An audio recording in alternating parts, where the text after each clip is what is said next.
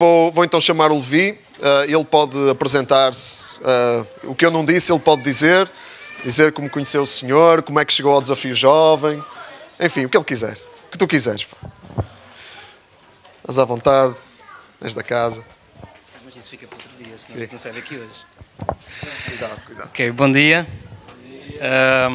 Pronto, tenho que dizer que se calhar à semelhança daquilo que o Joel disse, também eu conheci o Joel numa altura-chave da minha vida. Nós estávamos a namorar, eu e a minha esposa.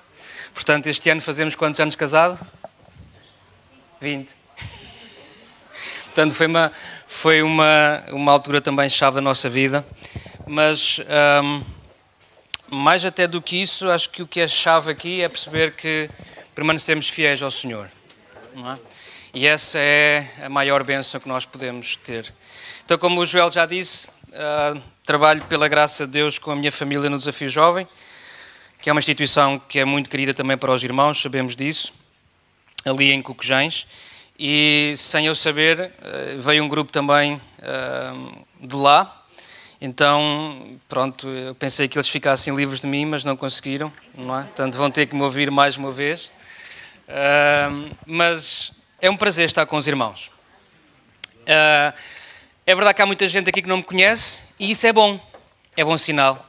É sinal que o Senhor tem trazido a esta casa novas pessoas, Deus tem acrescentado a esta casa novas vidas e isso é uma bênção muito grande e de facto vocês estão bem entregues, não é? O Joel e a Cecília têm feito um trabalho excelente. Obrigado por vosso amém. Têm feito um trabalho excelente, não é? E a bênção de Deus tem estado também sobre este lugar e sobre as suas vidas e é um motivo também de alegria. Amém? Então, nesta manhã, eu venho falar também de crianças, não é? Não foi combinado, o Joel não me pediu nada, mas venho falar sobre uma criança e o quanto isso, de facto, abençoa as nossas vidas, não é? Se há coisas que são ternurentas, principalmente nestas idades, não é? São crianças, não é? Eu vi alguns de vocês, que fofura, não é? Um bebê é assim uma coisa muito, muito ternurenta, não é? Mas também é alguma coisa que traz sofrimento. Alguém sabe do que eu falo? Sofrimento, aperto no peito, ansiedade, inquietação, apreensão, mas também muitas alegrias, não é? Porque eles também nos abençoam como pais, nos reconhecem, nos elogiam, nos dão beijinhos, sentam no nosso colo, procuram-nos, não é? E isso é tão bom, é tão reconfortante. E nesta manhã eu gostava que nós meditássemos acerca de um texto na Palavra de Deus, um texto que fala-nos de um pai desesperado, numa situação complicada da vida, não para ele especificamente, mas para a sua filha. E ainda que seja uma situação difícil, a verdade é que nós podemos aprender lições em dias difíceis, em situações difíceis na nossa vida. E são essas que de facto evidenciam aquilo que está no nosso coração, aquilo que está enraizado na nossa vida, aquilo que de facto define o nosso caminho. E o nosso caminho é Cristo. O nosso caminho é seguir a Cristo. Em dias bons e em dias menos bons. Em dias de alegria e de euforia e em dias de tremenda angústia e tremendo sofrimento. E eu não sei o que é que cada um de nós está aqui nesta manhã a passar, a viver, não conheço o vosso contexto familiar, mas isto é uma coisa que acontece em todas as famílias. Então nesta manhã, antes de irmos à palavra, curvemos as nossas cabeças, à medida que curvamos também o nosso coração, e dizemos, Senhor, é a Tua palavra.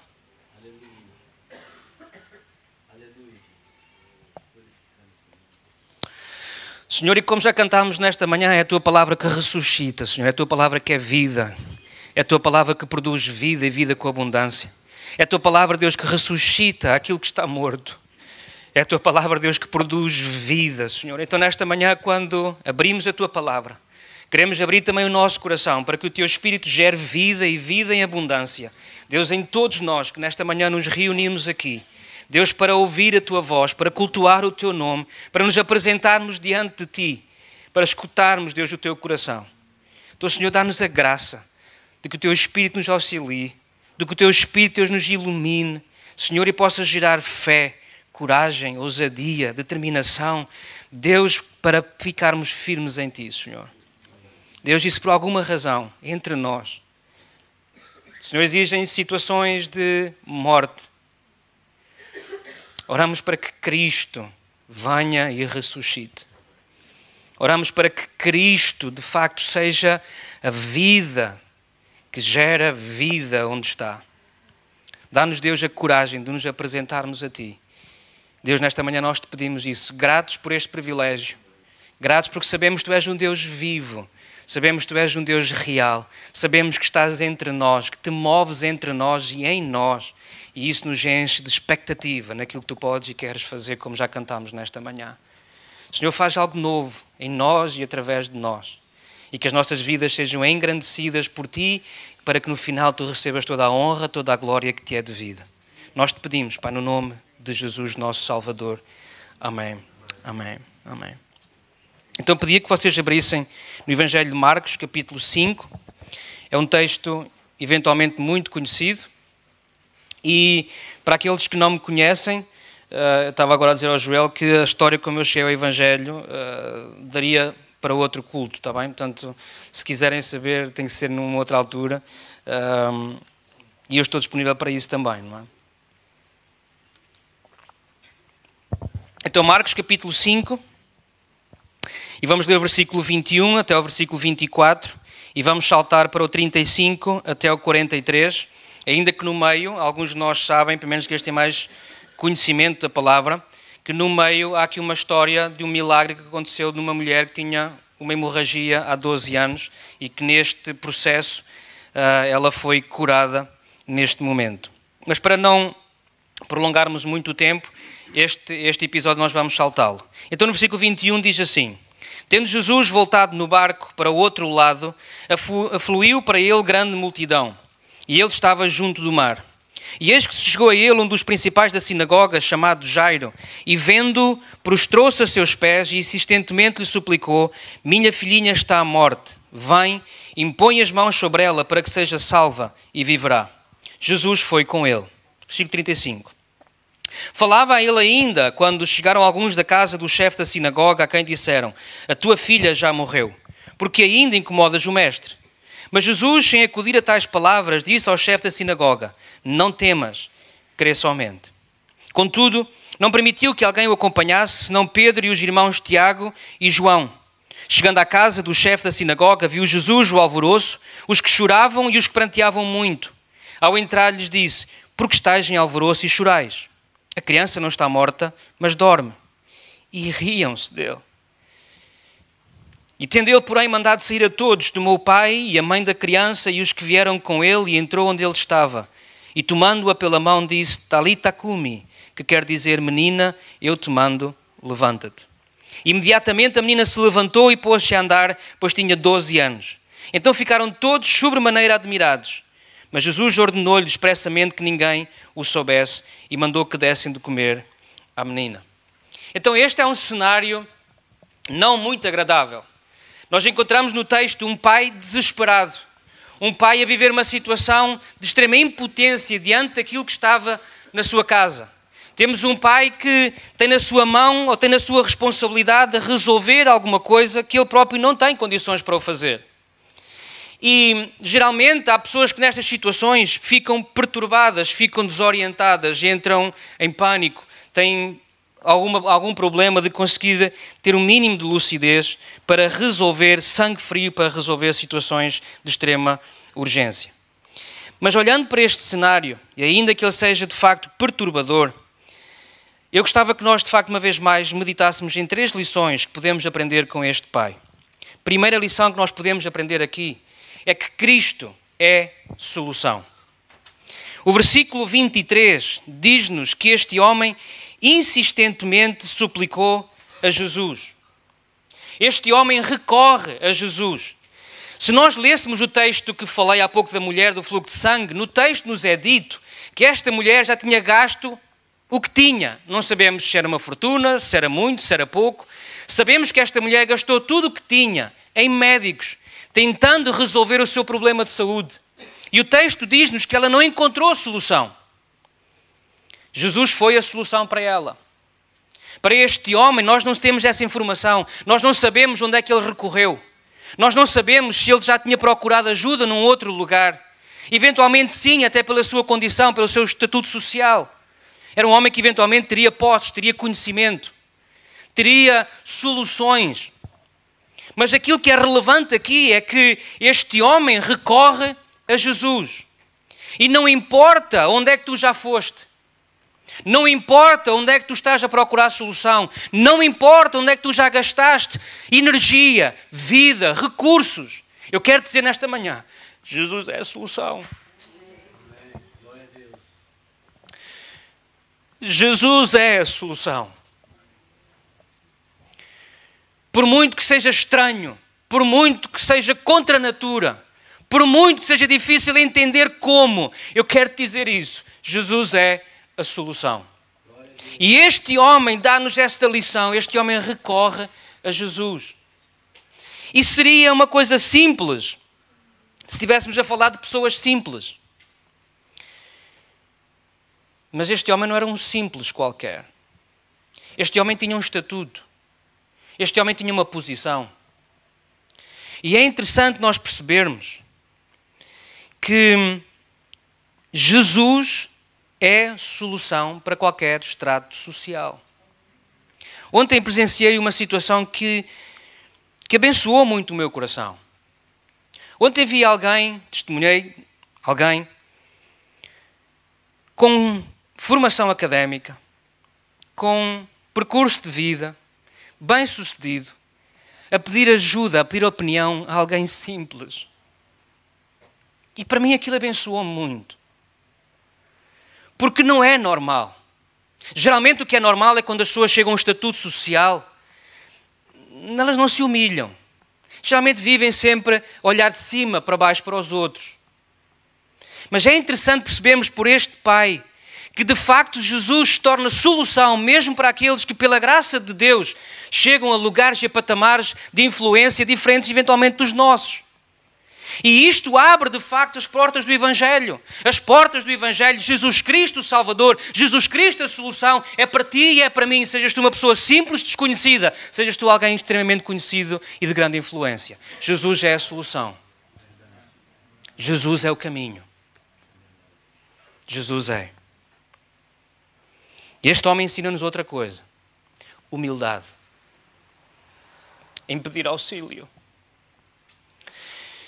E quiçá hoje não seja uma grande dificuldade nas nossas vidas. Hoje temos acesso a tanta solução, a tantos recursos, a tantas opções. Mas tenho que vos confessar, se calhar um pecado. Quantas vezes nós não nos prostramos insistentemente aos pés de Jesus e dizer: Senhor, vem. Senhor, vem. Muitas vezes é preciso situações destas, desesperadoras, para nós sermos levados a prostrar-nos diante deste Salvador, diante deste Deus e pedir-lhe insistentemente: vem à minha casa. Mas que bom seria que nós já, hoje, percebêssemos que Deus é Deus, que Ele é Senhor, que Ele está sobre todas as coisas, que a nossa vida está nas suas mãos, que pertencemos a Ele, que somos dEle.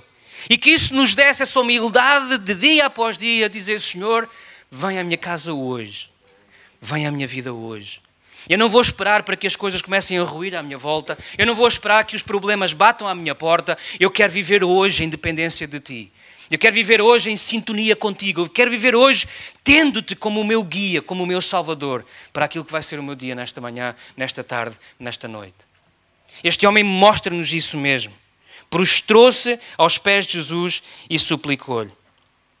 Não devia ter sido fácil para este homem chegar a este ponto. Mas a verdade é que quando nós estamos desesperados, nós fazemos coisas que não lembram a ninguém. Nós não estamos preocupados quem está à nossa volta. Nós não estamos preocupados quem nos vai ver. Nós queremos a Cristo. Nós queremos essa solução. E a minha pergunta nesta manhã é isso: será que há em nós desespero por Cristo? Estamos nós satisfeitos? Estamos nós regalados com o que já temos? Ou percebemos que há situações que impedem e que nos têm que levar a insistentemente dizer: Senhor, vem, Senhor, vem, Senhor, vem, por favor, vem. Se calhar lembrar as palavras de Jesus e se calhar tu te identifiques com elas nesta manhã. O Senhor Jesus diz: vinde a mim todos. Vinde a mim todos. Todos que estáis cansados e oprimidos, vem e eu vos aliviarei. O meu desejo é que nós nesta manhã, em uníssono e individualmente, nós possamos dizer: rogo-te, por favor, venha à minha casa.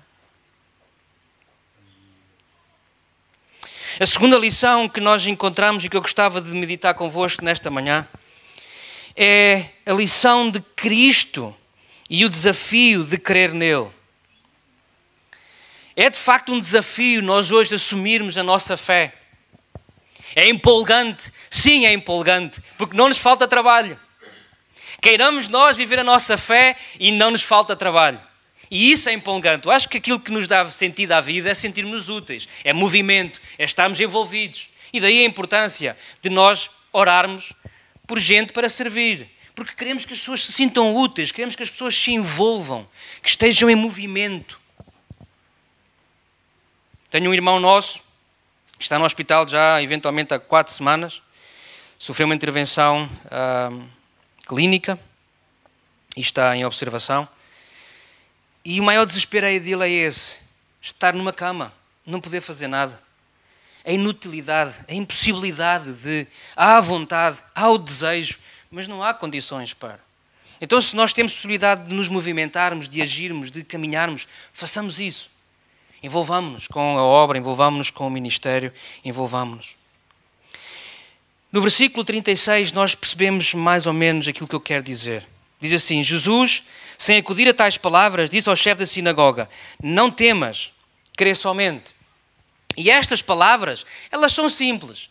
E se nós formos honestos, às vezes, diante de situações para as quais nós não temos solução, a melhor, às vezes, forma de rematar a conversa e dizer: olha, tchau, até logo, é: nós vamos orar por isso, crê em Deus. Mas a verdade é que isso não resolve muitas vezes o problema. Não é? Não é isso que muitas vezes tranquiliza a vida das pessoas. Às vezes tranquiliza mais a companhia, o espírito de sacrifício, da abnegação de alguém da igreja que se juntou, que se sentou, que chorou junto, que telefonou, que mandou uma mensagem. Às vezes é mais impactante do que um simples: eu vou orar por ti. Ou creio em Deus. O Senhor está no controle. Claro que está. Claro que é importante crer em Deus. Mas isso manifesta-se por nós e entre nós. E estas são palavras de facto simples, mas diante destes acontecimentos não se tornam de facto fáceis de assumir. E ainda que houvessem evidências visíveis para se crer em Jesus, e nós já vamos enumerá-las, elas não se coadunam com a urgência e a necessidade deste Pai, o que naturalmente produz ansiedade, o que para alguns é evidência de falta de fé. Mas eu gosto de dizer de outra forma: quando a fé fraqueja, a ansiedade aumenta. Quando Cristo de alguma forma se desvanece, não é perceptível, não é visível, é normal que a fé muitas vezes fraqueje. E quando a fé fraqueja, o coração começa a ficar inquieto, começa a ficar apreensivo, começa a não ter descanso, começa a não conseguir descansar no Senhor e naturalmente a ansiedade começa a surgir. Talvez Jesus, conhecendo a realidade dessa ação, talvez por isso ele profere estas palavras para este homem. E quem sabe, alguém de nós nesta manhã precisa de ouvir isso mesmo: não temas, crê somente. Não temas, crê somente. Algumas crenças ou algumas evidências que tornariam esta crença mais fácil, visível, é que no versículo 24, diante do pedido deste homem, diz-nos o texto que Jesus foi com ele. Ou seja, Jesus ouviu o pedido deste homem. Jesus respondeu ao pedido deste homem. Jesus ia com ele. Jesus não ia no seu caminho, Jesus não ia na sua direção. Jesus anuiu ao pedido deste homem e ia em direção à casa dele. E Jesus estava com ele, Emmanuel. E estas são todas realidades que cada um de nós, se é cristão, sabe que são verdades absolutas. Jesus ouve as nossas orações, Jesus responde às nossas orações e Jesus está pelo seu Espírito em nós. E isso são verdades absolutas que ninguém pode negar. Mas falta aqui alguma coisa que nós muitas vezes precisamos, e Deus, conhecendo as nossas necessidades, Ele sabe que nós precisamos delas, que é ver. Nós sabemos as coisas, nós conhecemos as coisas, mas quando não vemos, torna-se mais difícil acreditar. Se nós entendermos o texto, nós vemos que este homem, diante ou antes de Jesus dizer estas palavras, este homem recebe uma notícia, fim, acabou. A tua filha morreu. Não vale a pena. Não vale a pena incomodares mais o mestre. Não vale a pena perderes mais tempo aqui. Acabou. Mas para Jesus, de facto, não há pontos finais. Para Jesus há vírgulas. Para Jesus há vírgulas. Muitas vezes nós pomos um ponto final em situações que acontecem, que nos surgem e que dizemos não há possibilidade, terminou, acabou, e o Senhor põe uma vírgula. Mas eu sou Deus. Não temas. Crê somente. Não sei que dimensão tu precisas para crer, mas levanta os teus olhos para cima. Não fiques focado nas circunstâncias. Levanta os teus olhos para aquele que é Rei, para aquele que é Salvador, para aquele que é Senhor. E crê. Crê. Paulo dizia que nós andamos por fé e não por vista. Nós andamos confiados em quem Deus é. Nós andamos a caminhar crendo que Deus é o que diz que Ele mesmo é. Então, nesse sentido, será que eu posso crer hoje, no ano de 2023, posso crer em alguém que já não o vejo? Eu não estive com Jesus, eu não caminhei com Jesus, eu não fui ao sepulcro ver que Jesus não estava lá, mas por acaso algum de vocês tiver condições para ir a Israel e por acaso não tiver companhia, lembrem-se de mim.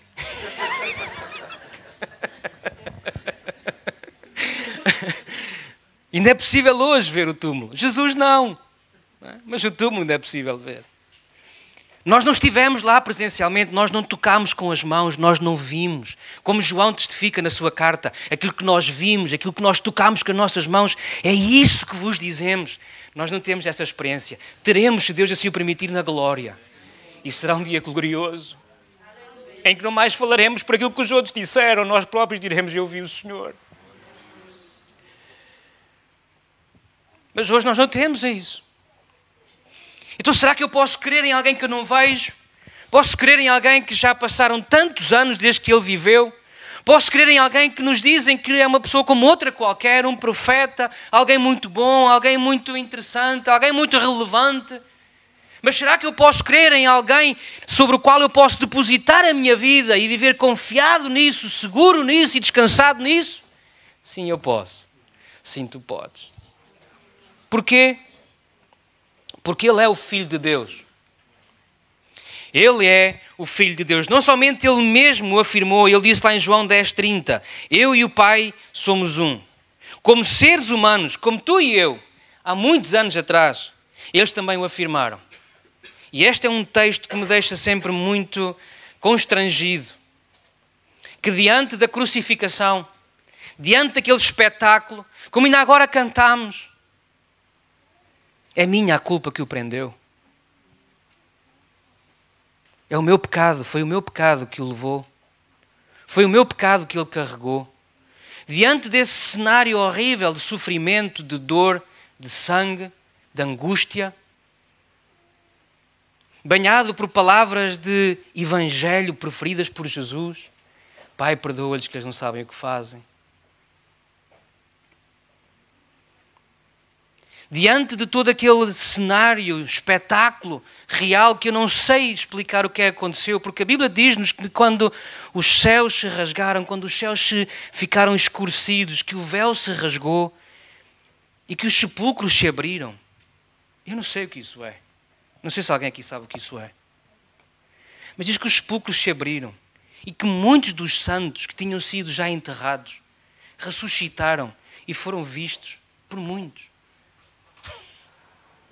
Até parece mentira. Até é difícil acreditar nisso. Mas acreditamos porquê? Porque a palavra o diz. Mas mais espetacular do que isso é que diante de um cenário horrível, de terror, de trevas, de choro, nós vemos pessoas que rejeitaram a Jesus a dizer verdadeiramente, este é o Filho de Deus. E esse é o maior milagre que pode acontecer na tua vida e na minha. É olhares para Jesus e pela fé tu creres que Ele é o Filho de Deus. Aquele que Deus disse que enviaria e que enviou porque amou a humanidade de tal maneira que deu o seu Filho para que todo aquele que nele crer somente tenha a vida eterna. Então eu posso crer em Jesus? Sim, tu podes, porque Ele é o Filho de Deus. E sendo Filho de Deus, Ele é Deus. O credo diz-nos assim: creio em Deus o Pai, em Jesus seu Filho, único, nosso Senhor, concebido pelo Espírito Santo em Maria Virgem. Jesus é o Filho de Deus, Ele é Deus. Ele é o sustentador de todas as coisas. Ele é o Rei dos Reis. Ele é o Salvador. Ele é o Senhor. Ele é tudo. E tudo está na sua mão. Lembra-te, tu estás aqui porque Deus te sustenta, porque Deus te trouxe, porque Deus te guardou. Posso crer em Jesus porque Ele disse: toda a autoridade, todo o poder me foi dado no céu e na terra. Encontramos isso lá em Mateus 28, versículo 18. Somente Deus tem essa autoridade. Mais ninguém tem essa autoridade. Mais nenhum ser tem essa autoridade de reger todas as coisas, de governar todas as coisas. Então hoje somos privilegiados, uma vez mais, pela graça doada de Deus sobre a nossa vida, de podermos ser conduzidos a este Cristo e dizer obrigado. Obrigado pela minha vida, obrigado por aquilo que estás a fazer, obrigado por aquilo que tens feito em mim, obrigado por aquilo que ainda vais fazer na minha vida. Obrigado. E à semelhança daquilo que Deus disse a Moisés, quando o mandou falar com o Faraó, eu sou o que sou, Jesus afirmou acerca de si mesmo: eu sou o pão da vida, eu sou a porta das ovelhas, eu sou a luz do mundo, a porta e o pastor das ovelhas, eu sou a ressurreição e a vida, eu sou o caminho, a verdade e a vida, eu sou a videira verdadeira, eu sou. E Jesus afirma isto com plena consciência daquilo que é, ao contrário de nós seres humanos. Nós gostaríamos de viver em coerência com aquilo tudo que nós dizemos, eu sou. Mas se nós formos honestos, nem sempre é assim. Mas Jesus não é como nós. Quando Jesus diz que é mesmo. E podemos crer nele por causa disso mesmo. E é por isso que Jesus podia dizer a Jairo, crê somente. Porque ele é o único que pode dizer, relativamente ao Pai, em verdade e poder, olhai para mim e sereis salvos, vós todos os moradores da terra. Quem crê em mim, não crê em mim, mas naquele que me enviou, dizia Jesus, dizendo que Jesus nos conduziria ao Pai e que o Pai guardaria a nossa vida. A Bíblia nos ensina que Jesus intercede por nós todos os dias. Você sabia isso?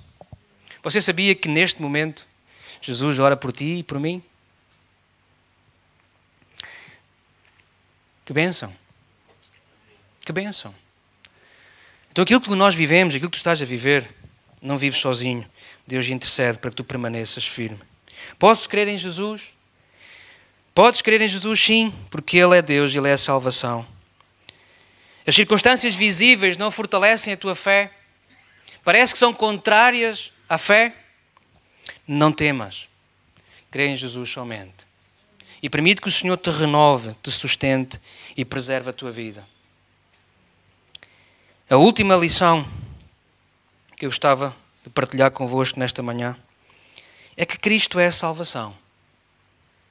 No versículo 41 e no versículo 42, nós lemos que Jesus entra na casa desta menina com os seus pais, com Pedro, Tiago e João, e abeira-se da menina e toma-a pela mão e diz-lhe Talita cumi, que quer dizer menina, eu te mando, levanta-te.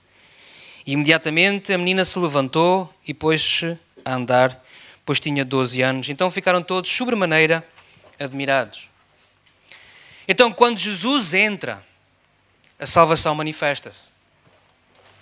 Quando Jesus entra na vida de alguém, pelo aquilo que nós chamamos, e a Bíblia nos descreve como novo nascimento, isso é evidente. Há uma ressurreição que acontece.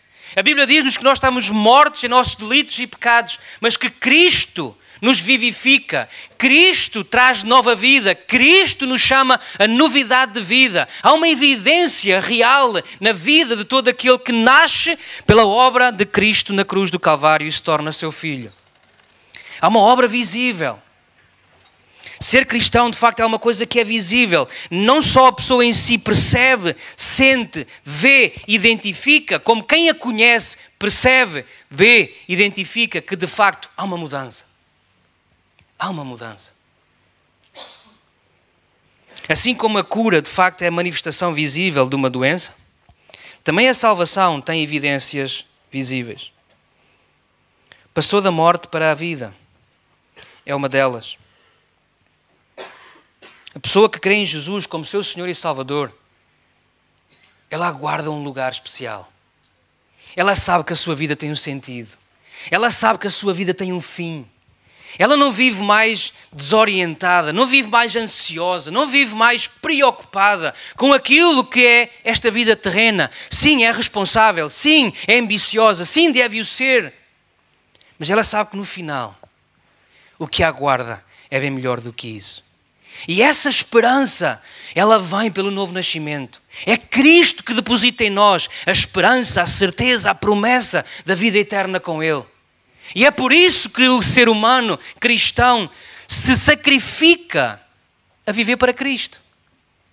Suporta os sofrimentos por causa de Cristo. Porque ele quer estar com Cristo. Cristo é tudo para ele. Então ele vive nessa perseverança, nessa dependência.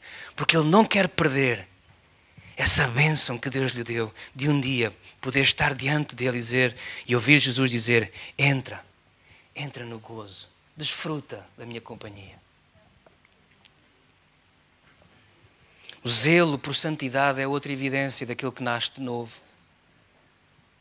Ele tem uma intenção de viver de maneira que Deus tenha prazer, que Deus reconheça de facto intenção de viver de forma digna para Ele. E isso não vem de nós, isso é trazido pelo seu Espírito à nossa vida, esse desejo de viver de forma a agradar a Deus. É uma evidência real. É alguém que convive com o pecado de forma séria. Sim, luta com ele, às vezes em derrota, mas não fica parado. Assenhoreia-se daquilo que Cristo fez e diz: Senhor, dá-me vitória sobre isto. Senhor, dá-me vitória sobre isto. De maneira que isto não envergonhe o teu nome. É uma evidência. Amar a Deus e ao outro é outra evidência da presença de Deus na nossa vida. E é loucura para muitos ter Jesus como o alvo maior na vida.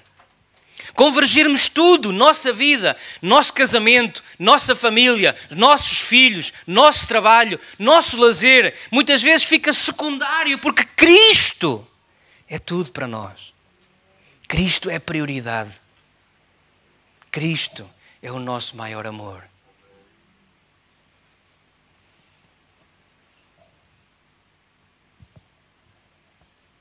E o nosso desejo é que outros, e para outros, também o seja. Porque sabemos quão bom isso é. Quão bom isso é. Quão bom isso é. Arrependimento e mudança de vida é outra evidência da presença da salvação de Jesus na nossa vida. Nós não estamos mais conformados. Penso que era Tozer que dizia isso, não é?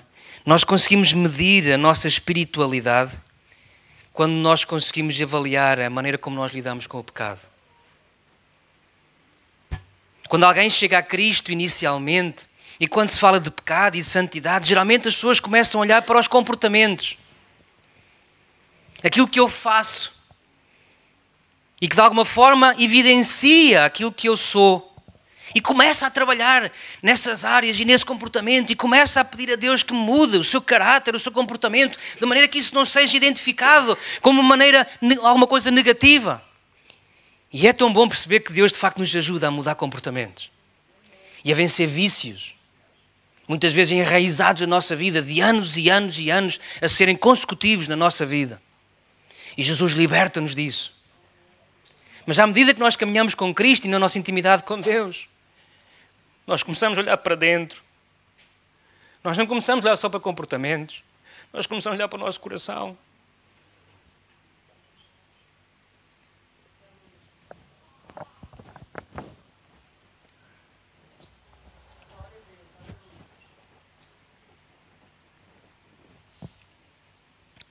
E a dimensão é outra.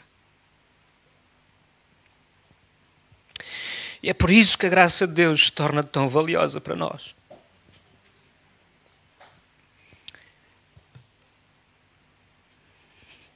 O que Deus quer mudar não são comportamentos somente. O que Deus quer mudar é o teu e o meu coração. De maneira que, olhando para Ele, nós possamos ver também virtudes de Deus trazidas à nossa vida. E isso nos impulsiona a continuar. A salvação é uma coisa real e visível. Não é uma utopia. Não é uma filosofia. É uma coisa que é visível e é perceptível. Mas a verdade é que o texto também nos evidencia isso. Há os que entram e são salvos, e há os que ficam de fora, sofrem e escarnecem. É violento o que o texto nos diz. Se calhar a maioria de nós, se calhar tirando os mais novos, já estivemos em funerais. Alguns mais angustiantes, outros menos, não é? Mas sabemos o que é estar no funeral, o que é chorar. Principalmente quando estamos em funerais onde não há esperança de vida eterna. Mas o texto diz-nos que havia uma série de gente que orava e que pranteava a vida desta criança. E acredito que estavam a ser sinceras. Era essa a realidade. Mas diante de uma palavra de esperança e diante da presença do Deus eterno, do Rei dos Reis, e da afirmação que Ele faz de que aquela criança não está morta, mas simplesmente dorme, vejam quão rápido nós mudamos, quão rápido o ser humano muda. De choro e de pranto passaram para escárnio, riso. E essa é uma imagem muito clara da humanidade. Falar de Jesus à humanidade é estar disposto a ser escarnecido. Porque haverá gente que escarnecerá disso. Haverá gente que se rirá disso. Afirmar-te como cristão é de facto expor-te a balas que muitas vezes ferem a nossa vida. É por isso que Jesus é connosco. Mas esta é uma realidade que nós não podemos fugir dela. Houve aqueles que entraram com Jesus, pai, a mãe, Pedro, Tiago, João, e viram como a presença de Deus alterou a circunstância e a realidade desta família. Os outros também viram, mas não participaram. E há uma grande diferença entre ser participante e ser assistente. Há uma grande diferença. E esta é uma lição também que este texto nos mostra. E por fim, hoje a salvação chegou a esta casa. E esta é uma frase que nós ouvimos numa outra situação que alguns de nós conhecemos, de Zaqueu. Quando Jesus entra na casa de Zaqueu e percebe o arrependimento e a contrição deste homem e afirma: hoje a salvação chegou a esta casa. Minha oração é que, se essa for a tua necessidade, isso também seja afirmado sobre a tua casa. Hoje, dia 30 de abril de 2023, a salvação chegou à minha casa. E que isso seja visível. De maneira que, avançando, tu olhes para trás e te lembres: naquele dia, a salvação chegou à minha casa. Naquele dia o milagre aconteceu. Naquele dia eu fui ressuscitado. Naquele dia houve uma injeção, perdoe-me a expressão, de fé, para eu avançar, para eu continuar, para eu não desistir, para eu prosseguir. E hoje eu estou a ver o resultado disso. mas eu precisei daquele dia em que Cristo ressuscitou a minha vida. Podemos orar?